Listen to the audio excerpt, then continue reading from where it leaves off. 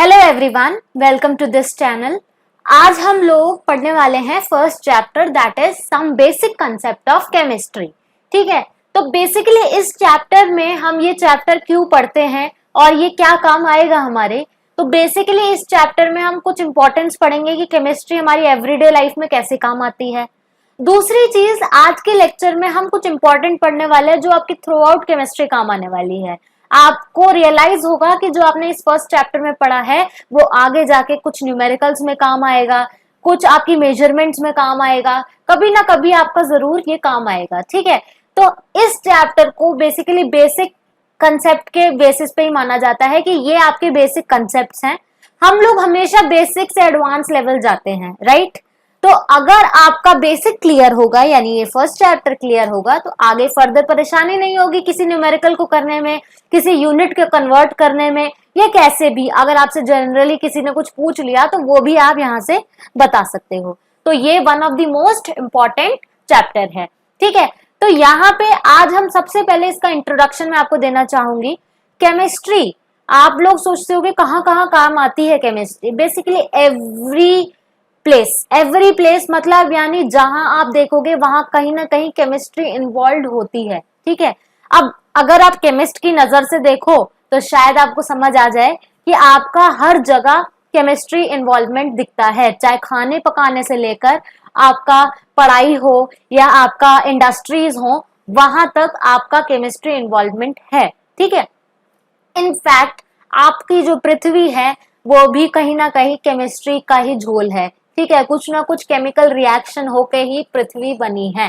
ठीक है, तो इम्पोर्टेंस तो बहुत हो गई, समझ आ गई हमें। ठीक है, तो अब हम बात करते हैं कुछ ऐसी जगहों की जहां हमें केमिस्ट्री मिलती है। ठीक है, तो पहली कौन सी जगह है हमारी? For betterment of health.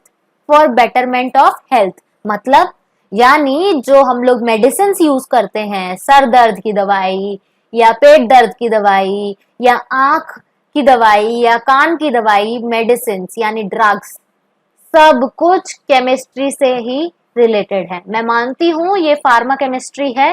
ठीक है, तो आपका यहाँ पे फार्मेसी भी आ जाती है, थोड़ी सी फार्मासिस्ट भी थोड़ी थोड़ी केमिस्ट्री पढ़ते हैं फॉर मेकिंग मेडिसिन।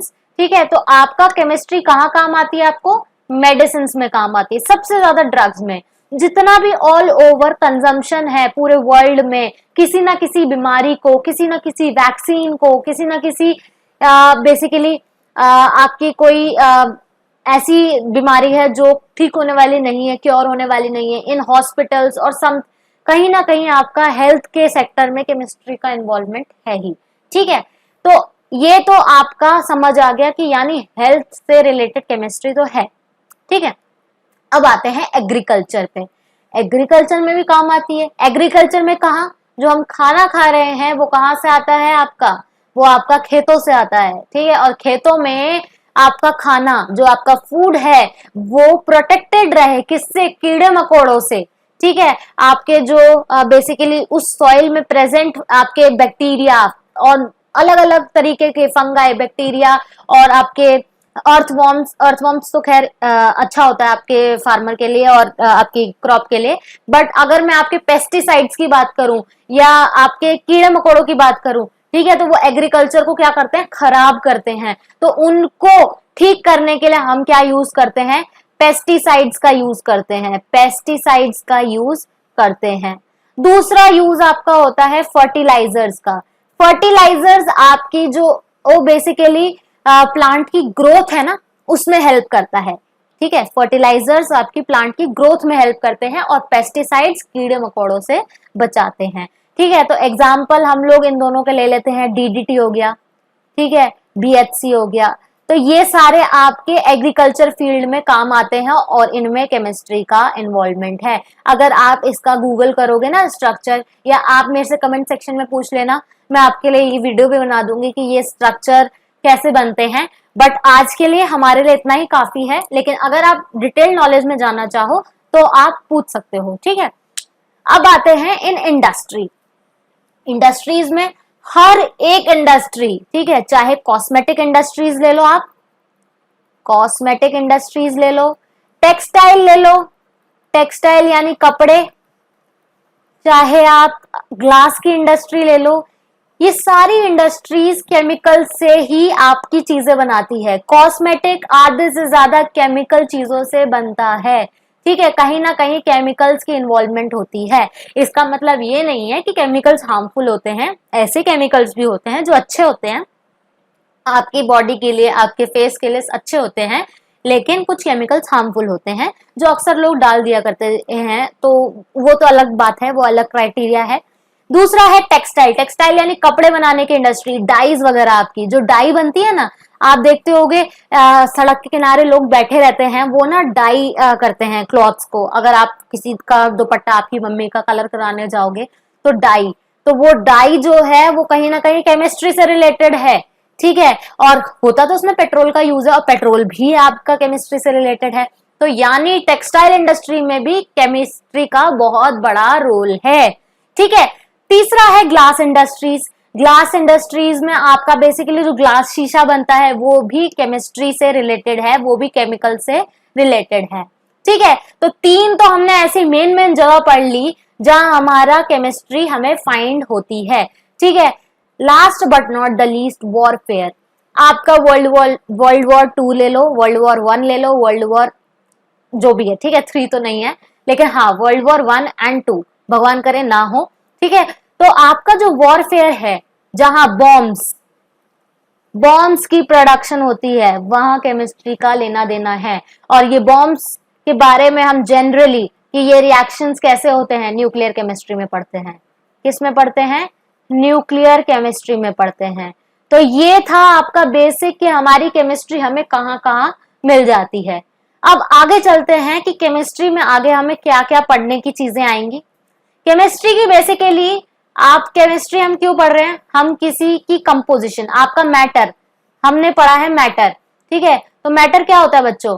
मैटर होता है जिसमें स्पेस हो, ठीक है, या जिसमें मास हो, वो मैटर होता है। और मैटर आपके पूरे यूनिवर्स में हर जगह मैटर ही है, ठीक है, कुछ ना कुछ या हर चीज मैटर ही है, ठीक है। तो मैटर का केमिस्ट्री में हम क्या पढ़ते हैं? कंपोजिशन, बना कैसे, स्ट्रक्चर क्या है, कैसा दिखता है, ठीक है, और उसकी प्रॉपर्टीज क्या है, क्या क्या चीजें वो कर सकता है, क्या क्या चीजें वो नहीं कर सकता, ठीक है। तो हम केमिस्ट्री में मैटर के सब कुछ, मतलब उसकी पूरी डिटेल निकाल लेते हैं कि कहाँ रहता है, कैसे फॉर्म होता है, क्या स्ट्रक्चर है, क्या प्रॉपर्टीज होगी। तो ये सब हम केमिस्ट्री में हर मैटर की डिटेल निकाल सकते हैं। केमिस्ट्री की 3 ब्रांच है, physical, inorganic and organic. Physical branch में हम बेसिकली मॉलिक्यूलर या एटॉमिक लेवल तक चले जाते हैं, ठीक है, मॉलिक्यूलर एटॉमिक लेवल तक चले जाते हैं आपके केमिस्ट्री में, ठीक है। इतना तक डीप पढ़ लेते हैं हम फिजिकल केमिस्ट्री में। और जितनी भी केमिकल रिएक्शन होती है, जितने भी केमिकल रिएक्शन यानी जो भी रिएक्शन हो रही है कि ये रिएक्ट हो रहा है इससे तो ये फॉर्म हो रहा है, वो सब फिजिकल केमिस्ट्री की ब्रांच में आता है। इनऑर्गेनिक की ब्रांच में कार्बन के अलावा एक्सेप्ट कार्बन जितने भी एलिमेंट्स आपके पीरियोडिक टेबल में हैं, जितने भी एलिमेंट्स आपके पीरियोडिक टेबल में हैं, वो सब ही आपके किस में आते हैं? इनऑर्गेनिक केमिस्ट्री में। ऑर्गेनिक में सिर्फ हम कार्बन के बारे में पढ़ते हैं, कार्बन केमिस्ट्री पढ़ते हैं।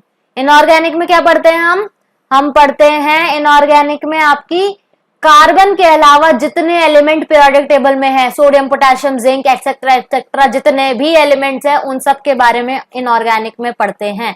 Organic is a carbon chemistry, सिर्फ और सिर्फ कार्बन के बारे में पढ़ा जाता है। तो ये 3 ब्रांचेस हैं केमिस्ट्री की जो हम पढ़ेंगे, ठीक है। आगे बढ़ते हैं। अब देखो आते हैं एसआई यूनिट्स पे।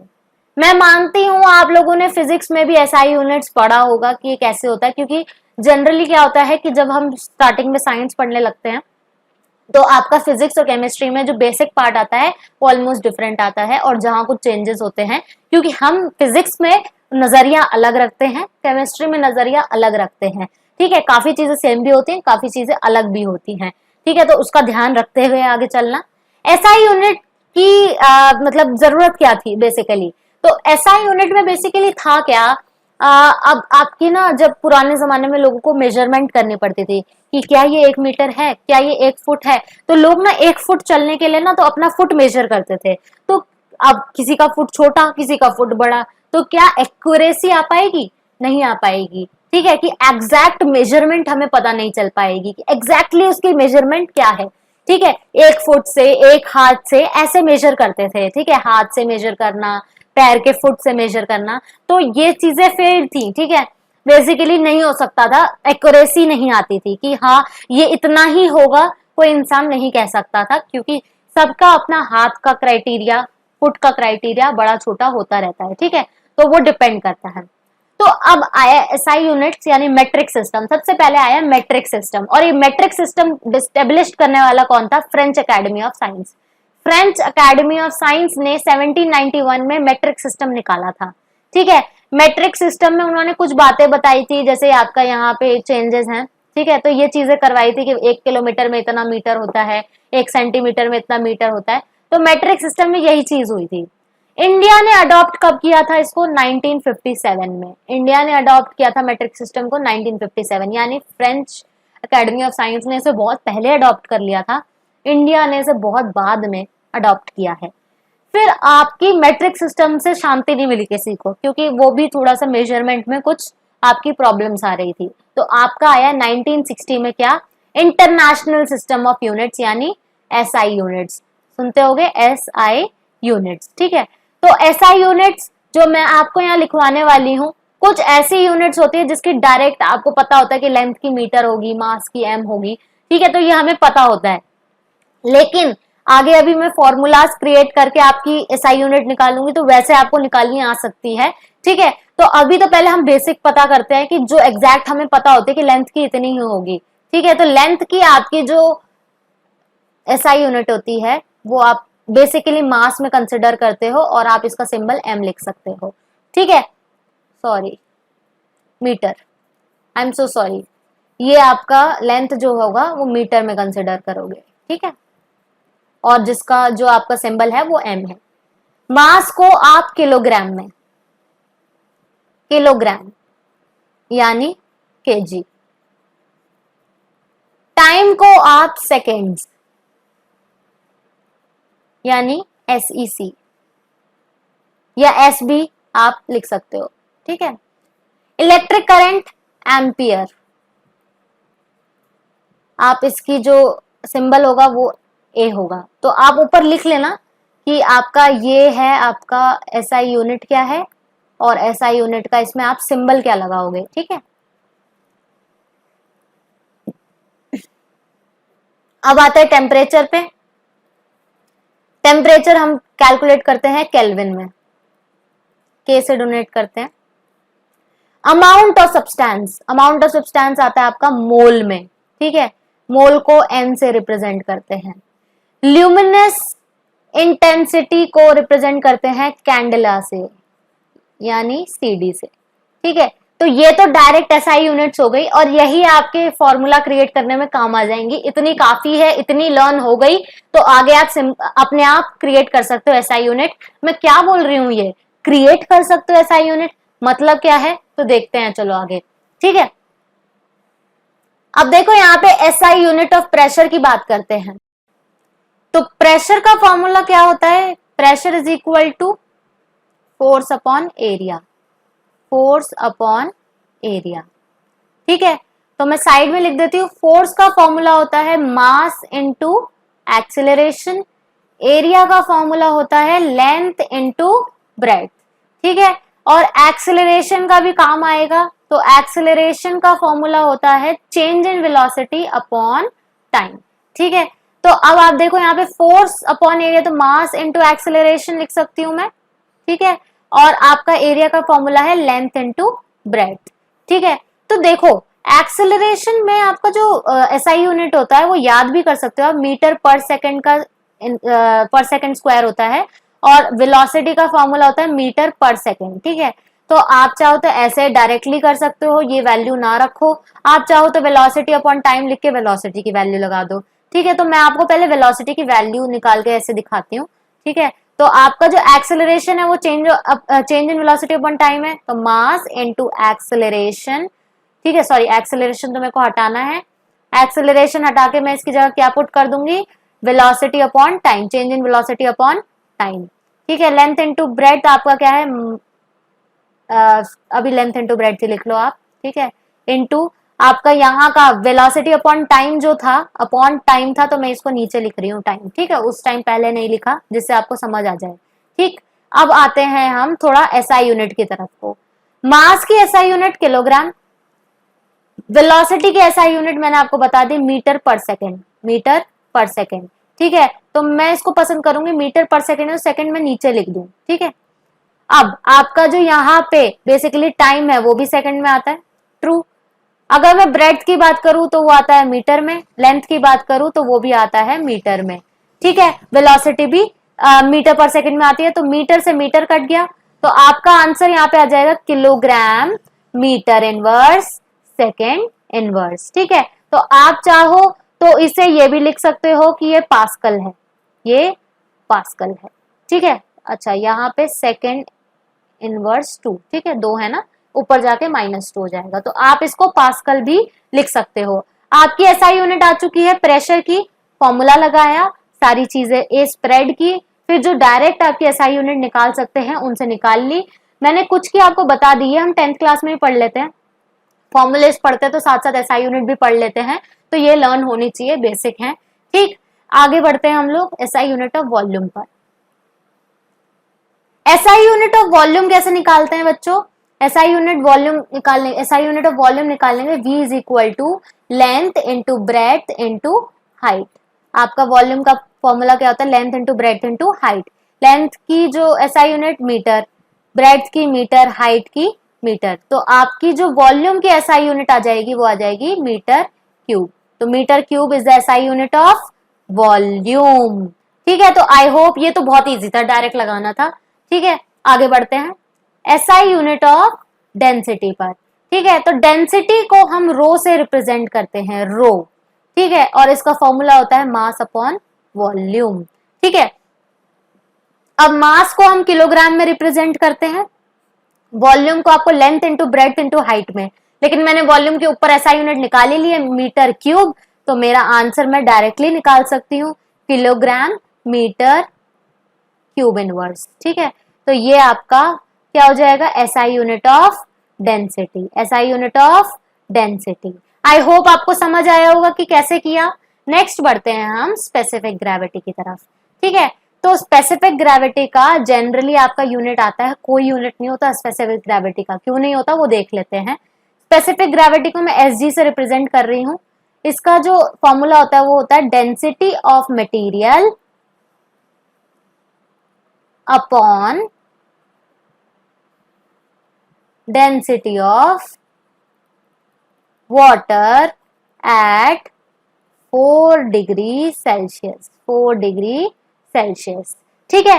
तो आपका जो डेंसिटी ई है बेसिकली वो आपका ऊपर मैंने निकाल चुकी हूँ, देखो यहाँ पे आपकी डेंसिटी में निकाल चुकी हूँ किलोग्राम मीटर क्यूब का इनवर्स, तो मैं यही पुट करूंगी यहाँ पे, दोनों में यही पुट करने वाली हूँ मैं, kilogram metre cube inverse, kilogram metre cube inverse, क्योंकि दोनों ही डेंसिटी हैं, दोनों ही कट हो जाएंगी और आपका नो यूनिट्स आंसर आ जाएगा, ठीक है। अब आगे बढ़ते हैं SI unit of surface tension पे, ठीक है। तो सरफेस टेंशन को मैं एसटी से रिप्रेजेंट कर देती हूँ, ठीक है।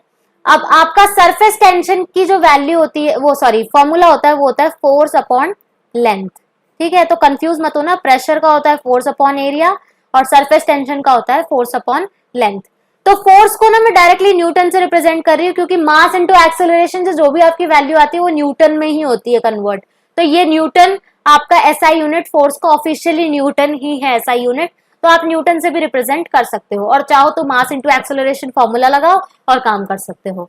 लेंथ आपकी मीटर में आएगी, तो आपका एसआई यूनिट यहाँ पे क्या आ जाएगा, न्यूटन मीटर इनवर्स, ठीक है। तो ये हो गई आपकी SI unit of surface tension. अब आते हैं हम एसआई यूनिट ऑफ विस्कोसिटी पे, थोड़ा लेंदी है एसआई यूनिट ऑफ विस्कोसिटी, वो देखते हैं क्या होता है। विस्कोसिटी को कैपिटल वी से ए रिप्रेजेंट कर रही हूँ, विस्कोसिटी का फॉर्मूला होता है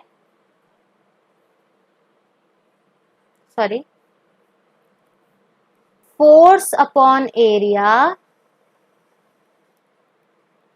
force upon area into velocity gradient, ये फॉर्मूला होता है विस्कोसिटी का। ठीक है, तो आपकी विस्कोसिटी होती क्या है, पहले तो ये जान लेते हैं विस्कोसिटी होता क्या है।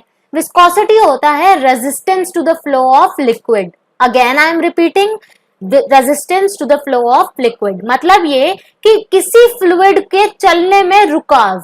ठीक है, तो अगर मैं आपकी टर्म्स में पानी ले लूं तो पानी इजीली फ्लो हो जाता है, अगर गिरा दूं पानी तो इजीली फ्लो होकर चला जाएगा अपना रास्ता बना के। वहीं उसकी जगह अगर मैं ग्लिसरीन ले लूं जिसकी विस्कोसिटी बहुत ज्यादा है, तो उसका जो फ्लूइड होता है ना वो रेजिस्ट करता है आगे मूव करने से, हल्का हल्का मूव करेगा लेकिन बिल्कुल ऐसे फ्लो में नहीं जाएगा। तो विस्कोसिटी कैसे डिटरमाइन की जाती है कि ऐसे फ्लूइड में जिसमें रेजिस्टेंस यानी रुकाव आए उसको हम विस्कोसिटी कहते हैं। फोर्स आपका formula again mass into acceleration, area is length into breadth, into velocity gradient का फॉर्मूला बच्चों लिख लो, ये होता है velocity upon distance, velocity upon distance. ठीक है, तो ये था आपका वेलोसिटी ग्रेडियंट का फॉर्मूला। तो वेलोसिटी यहाँ पे आपको, यहाँ पे वेलोसिटी लिख सकती हूँ, ठीक है, और अपॉन डिस्टेंस है तो वो डिस्टेंस मैं ऊपर लिख लेती हूँ। ठीक है बच्चों, अब हम आगे बढ़ते हैं। डिस्टेंस, मास इनटू एक्सेलरेशन, मास का किलोग्राम, एक्सेलरेशन का मैं ऊपर बता चुकी हूं मीटर पर सेकंड का स्क्वायर। ठीक है, तो मीटर, अब पर सेकंड स्क्वायर है तो वो मैं नीचे कर देती हूं उसे। ठीक है, अब यहाँ पे लेंथ इनटू ब्रेड्थ है, दोनों मीटर में होंगे तो मीटर स्क्वायर डायरेक्टली लिख लेती हूँ। वेलोसिटी की बात करती हूँ, मीटर में आता है, एक्सेलरेशन हो चुका है, डिस्टेंस भी आपका मीटर में आता है, तो मीटर से मीटर कट जाएगा, 1 मीटर से यहाँ 1 मीटर कट जाएगा, तो मेरा आंसर आ जाएगा kilogram metre inverse second square inverse. तो ये आपका एसआई यूनिट आ जाएगा किसका, विस्कोसिटी का। इसको मैं डेकापॉइस भी बोलती हूँ, डेकापॉइस भी बोल सकती हूँ, तो अगर याद है तो वेरी वेल एंड गुड। ठीक है, जिसको हम रिप्रेजेंट करते हैं DAP से।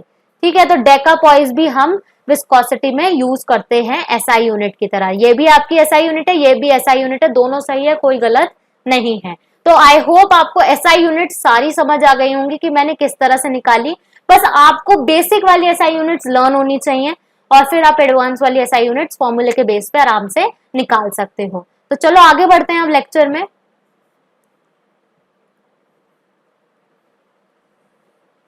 आते हैं classification of matter. Classification of matter में मैं आपका फिजिकल क्लासिफिकेशन आज कराने वाली हूँ, केमिकल क्लासिफिकेशन हम अगले लेक्चर में करेंगे। क्लासिफिकेशन ऑफ मैटर में फिजिकल क्लासिफिकेशन होता है हमारा सॉलिड, लिक्विड और गैस में। ठीक है, सॉलिड, लिक्विड और गैस में। ठीक है, तो सॉलिड में क्या होता है, सॉलिड में आपकी जो शेप होती है वो डेफिनेट होती है, शेप डेफिनेट। अब अगर मैं आपके सामने बेसिकली ये ले लेती हूँ, ठीक है, मेरे पास एक कार्डबोर्ड है, ठीक है, अब मेरी जो इसकी शेप है अनटिल अनलेस मैं इस पे फोर्स अप्लाई नहीं करती तब तक तो ये सही रहेगा, लेकिन अगर मैं कोई ऐसी हार्ड चीज ले लेती, ये भी सॉलिड है, ऑब्वियसली ये भी सॉलिड है, लेकिन इसकी शेप ये अपनी अनटिल अनलेस में इस पे प्रेशर या इसको मैं तोड़ मड़ोड़ नहीं देती, ये अपनी शेप बिल्कुल डेफिनेट रखेगा। ठीक है, ऐसे ही अगर पत्थर ले लूं, ठीक है, तो पत्थर को भी हम इजीली तोड़ नहीं सकते, तो डेफिनेट क्या होगी, शेप होगी। ठीक है, तो शेप इसकी डेफिनेट होती है, ये रिजिड होते हैं, बहुत हार्ड होते हैं। ठीक है, और जो सॉलिड स्टेट के जो पार्टिकल्स होते हैं वो बहुत टाइटली एक दूसरे के साथ पैक्ड होते हैं। Particles are tightly packed with each other, particles are tightly packed with each other.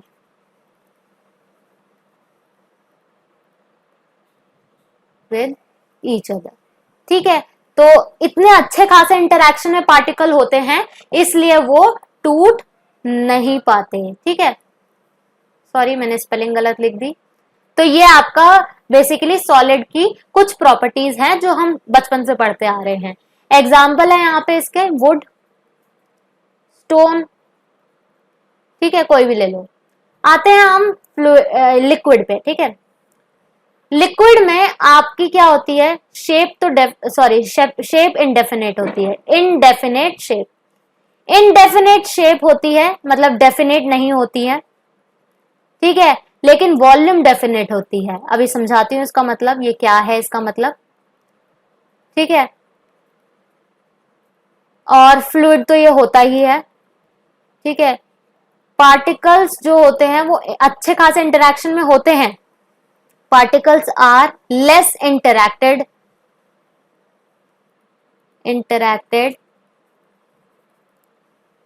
अभी मैं सब समझाऊंगी, डरना नहीं, लेस इंटरैक्टेड देन सॉलिड्स, ठीक है। आई होप राइटिंग समझ आ रही होगी, फिर से मैं बोल दूंगी वैसे।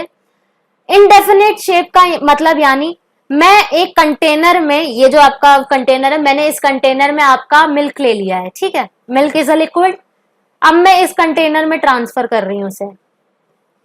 जब मैं इस कंटेनर में ट्रांसफर करूंगी दूध को बिना गिराए, यानी यहाँ 50 ml दूध था, तो यहाँ पे भी 50 ml दूध है, ठीक है, यानी मिल्क है। तो आपका जो वॉल्यूम है वो डेफिनेट रहा कि नहीं रहा, लेकिन शेप चेंज हो जाएगी, ट्रू। अगर मैं ऐसे ही अब इस शेप से मैं अगर डाल दूं इस शेप में अगर मैं डाल देती हूँ लिक्विड को, ठीक है, थोड़ा अच्छा नहीं बना, फिर से बना देती हूँ। मान लो मैं इस शेप में डाल देती हूँ, शेप चेंज हो गई। तो शेप तो इंडेफिनेट है कि जिस शेप में डालोगे उस शेप में आ जाएगी, लेकिन अगर बिना गिराए फिर से ये 50 ml का है, ठीक है, तो आपकी जो वॉल्यूम है वो डेफिनेट रहेगी अनटिल अनलेस आप उस चीज को कम या ज्यादा नहीं कर देते, ठीक है। फ्लूइडिटी होती है, लिक्विड फ्लो करता है। पार्टिकल सॉलिड से तो कम इंटरेक्शन में ही होते हैं, मतलब अगर इनको अलग अलग कर दो तो ये आराम से इजीली हो जाते हैं, ठीक है, लेकिन आपके सॉलिड के पार्टिकल्स इतने इजीली टूटते नहीं है, ठीक है। तो ये था आपका लिक्विड की डेफिनेशन। अब आते हैं हम गैस पे। गैस में आपके साथ क्या होता है, एयर में गैस है, ठीक है, तो ना ही शेप डेफिनेट होती है, नो डेफिनेट शेप,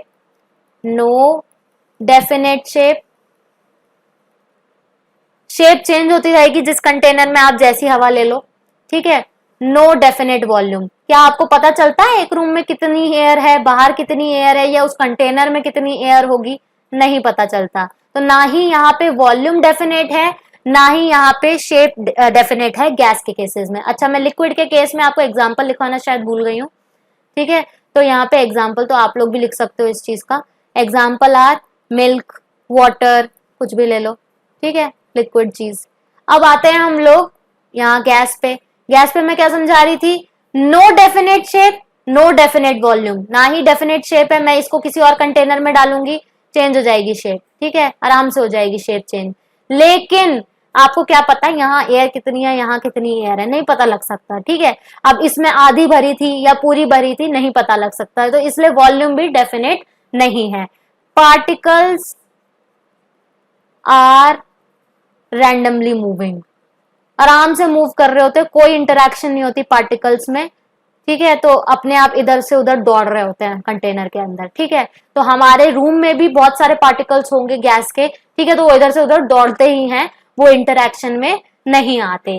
तो ये थी हमारी गैस की प्रॉपर्टीज। तो हमने आज क्या क्या पढ़ा उसको रिवाइज कर लेते हैं। हमने सबसे पहले पढ़ा कि आपकी केमिस्ट्री कैसे आई और कैसे उसका अलग अलग फील्ड्स में उसका आपका बेसिकली काम आता है उसे, और हमने देखा कि काफी सारी जगह काम आती है, ठीक है, जहां सोचा भी नहीं होगा वहां भी काम आती है। दूसरा पढ़ा एसआई यूनिट्स, पहले तो नॉर्मल एसआई यूनिट्स जो हमें लर्न करनी है, वेलोसिटी और एक्सीलरेशन की हमें अलग से लर्न करनी है, 10th क्लास में हम पढ़ लेते हैं तो वो पता होनी चाहिए, ठीक है। उसके बाद हम फॉर्मूले के बेस पे किसी की भी एसआई यूनिट को जनरेट कर सकते हैं इजीली, ठीक है, और उसमें मैट्रिक सिस्टम पहले आया था, फिर एसआई यूनिट सिस्टम आया था, ये चीज भी हमने पढ़ी।